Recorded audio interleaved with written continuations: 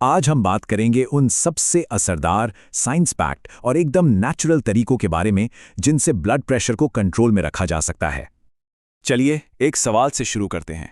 जरा सोचिए, क्या हो अगर एक बहुत बड़ा खतरा, जिसे साइलेंट किलर कहते हैं, हम सबके बीच, हमारी नजरों के ठीक सामने छिपा हो। तो ये खतरा है हाई ब्लड प्रेशर यानी हाइपरटेंशन। पता है इसे साइलेंट किलर क्यों कहते हैं? क्योंकि ये अक्सर बिना किसी चेतावनी के, बिना किसी लक्षण के हमारे शरीर को अंदर से नुकसान पहुंचाता रहता है। और ये कितना आम है, इसका अंदाजा लगाइए। भारत में हर 3 में से 1 वयस्क को ये समस्या है। और सबसे चिंता की बात क्या है? उनमें से आधे से भी कम लोगों को पता है कि उन्हें ये बीमारी है। समस्या तो गंभीर है, इसमें कोई शक नहीं, लेकिन अच्छी खबर यह है कि इसका समाधान, इसका कंट्रोल काफी हद तक हमारे अपने हाथों में ही है। अच्छा, तो चलिए इसे थोड़ा और गहराई से समझते हैं। क्लीवलैंड क्लिनिक के डॉक्टर लूक लाफिन कहते हैं कि ब्लड प्रेशर मैनेजमेंट का 70% हिस्सा हमारी लाइफस्टाइल है और सिर्फ 30% दवाइयाँ।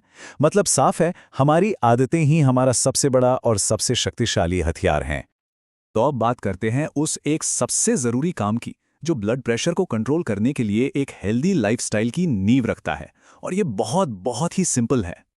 सोचिए, अगर किसी टॉप के कार्डियोलॉजिस्ट से पूछा जाए कि वो सबसे सीधा और सरल निर्देश क्या देंगे, तो वो क्या होगा? वो निर्देश बस इन 2 शब्दों में है, चलते फिरते रहें। डॉक्टर आमिर खान के ये शब्द जितने सरल लगते हैं ना, उतने ही असरदार भी हैं। मतलब नियमित रूप से एक्टिव रहना ही सबसे ज़रूरी है। तो ये काम कैसे करता है? पहला तो ये कि रेगुलर एक्सरसाइज हमारे दिल को एक मजबूत और कुशल पंप बना देती है, तो उसे खून भेजने में कम मेहनत लगती है। दूसरा, ये हमारी खून की नसों को लचीला रखती है। और तीसरा, ये स्ट्रेस हार्मोन्स को भी कम करती है। तो फिर हमें कितनी कसरत करनी चाहिए?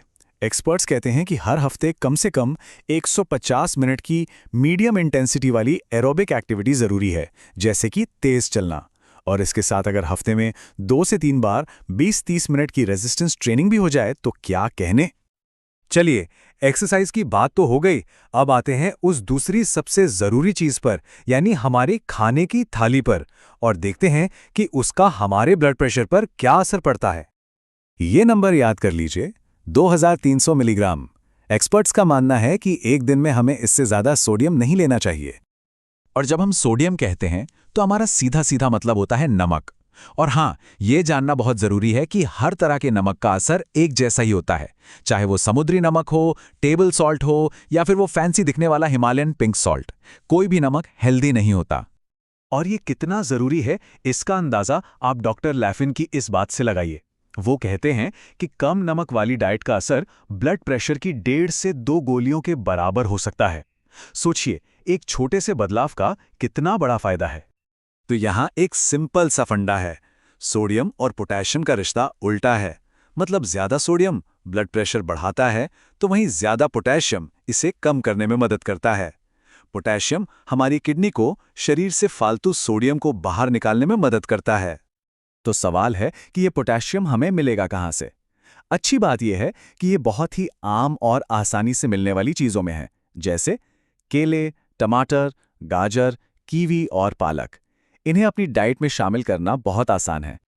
अच्छा, डाइट और एक्सरसाइज तो हो गई, लेकिन कहानी यहीं खत्म नहीं होती। कुछ और भी आदतें हैं जिनका हमारे ब्लड प्रेशर पर बहुत गहरा असर पड़ता है। इन्हें आप एक हेल्दी लाइफस्टाइल के 3 पिलर्स या स्तंभ समझ सकते हैं। एक हेल्दी वजन बनाए रखना, शराब का सेवन लिमिट में करना और स्मोकिंग से तो पूरी तरह बचना। चलिए एक एक करके देखते हैं कि इनका असर क्या होता है। वजन घटाने की बात करें तो हर 1 किलो वजन कम होने पर ब्लड प्रेशर लगभग 1 mmHg कम हो जाता है।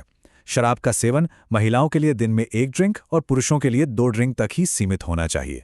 और धूम्रपान, उससे तो पूरी तरह बचना है, क्योंकि वो सीधे हमारी खून की नसों को नुकसान पहुंचाता है। तो अब तक हमने जो कुछ भी बात की है, आइए उसे एक साथ रखकर देखते हैं कि हमारा एक्शन प्लान आखिर होना क्या चाहिए। तो ये रहा 5 पॉइंट एक्शन प्लान। नंबर 1, चलते फिरते रहें। नंबर 2, सोडियम कम करें। नंबर 3, पोटेशियम बढ़ाएं। नंबर 4, वजन को मैनेज करें। और नंबर 5, शराब को लिमिट करें और स्मोकिंग से बचें। तो अब आखिरी और सबसे जरूरी सवाल, इन असरदार तरीकों में से वो कौन सी एक आदत है जिसे आज से, अभी से अपनी जिंदगी का हिस्सा बनाया जा सकता है?